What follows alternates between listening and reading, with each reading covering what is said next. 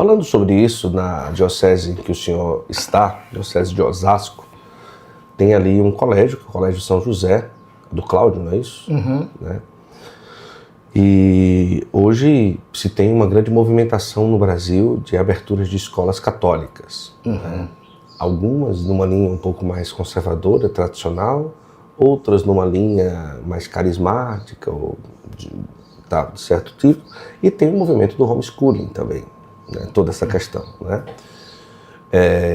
Não buscando criar uma conotação de certo, errado, funciona ou não funciona, mas uma opinião do padre José Eduardo.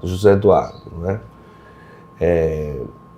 Se os católicos desejam abrir ou potencializar ou oferecer para a sociedade um lugar católico para se aprender as coisas,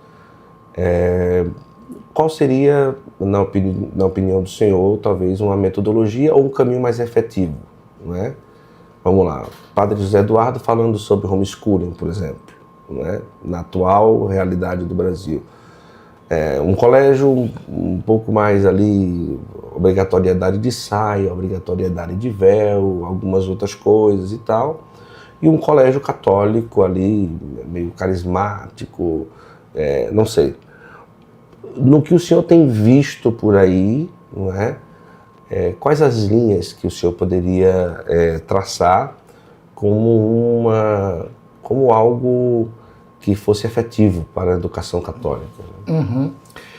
Bom, eu acho que o homeschooling, ele deveria ser uma saída última, quando você não tem mais nada a fazer.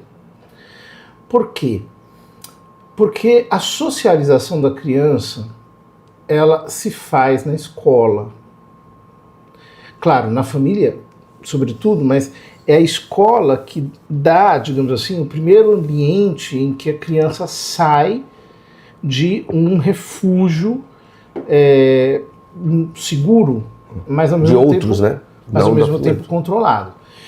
Essa socialização, se ela for bem saneada, se tiver um ambiente saudável, né, ela é muito boa.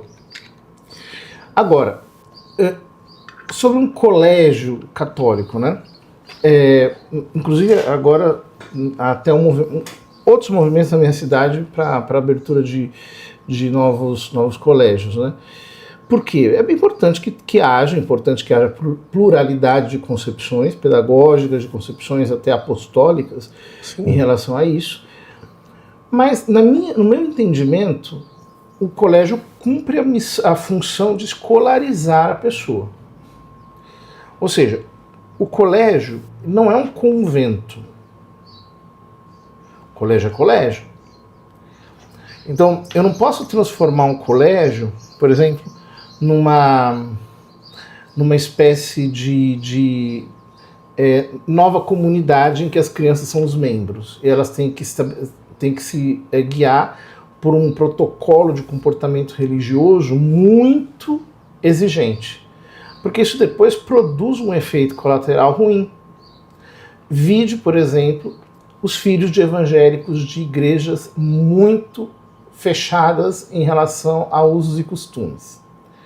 Quando eles crescem, eles dão as costas para aquilo e pegam ódio da religião. Não querem mais saber de nada. Portanto, eu acho que a carga religiosa, ela tem que ser muito bem controlada, ela não pode ser excessiva, justamente porque a escola é escola, e a escolarização tem que ser feita dentro do que se espera de um colégio. Ou seja, eu não posso dar, por exemplo, se a criança sabe grego, hebraico, latim, música, uma série de coisas, mas ela não sabe geografia, história, aquilo que se pede para um currículo, né? Então o que vai acontecer é que ela vai ter um déficit, e quando ela chegar, por exemplo, para fazer o Enem ou para fazer o vestibular, ela não vai ser aprovada, né? E esse tipo de esse tipo de lesão a gente não se pode permitir em nome de uma certa proteção que às vezes tem uma conotação escapista, né? Eu não quero que o meu filho esteja numa escola pública porque lá ele vai aprender ideologia X ou Y. Tudo bem, concordo contigo, mas eu não posso apenas ter um refúgio para isso. Eu tenho que ter uma alternativa que seja sadia, equilibrada, né? Então, nesse sentido, eu acho que um certo bom senso é preciso para poder equalizar essas coisas. Por exemplo, eu não acho que deveria haver tanta diferença assim entre um colégio, como você diz, conservador, um colégio carismático, porque a função do colégio não é ser um convento conservador ou uma nova comunidade carismática. A função do colégio é escolarizar.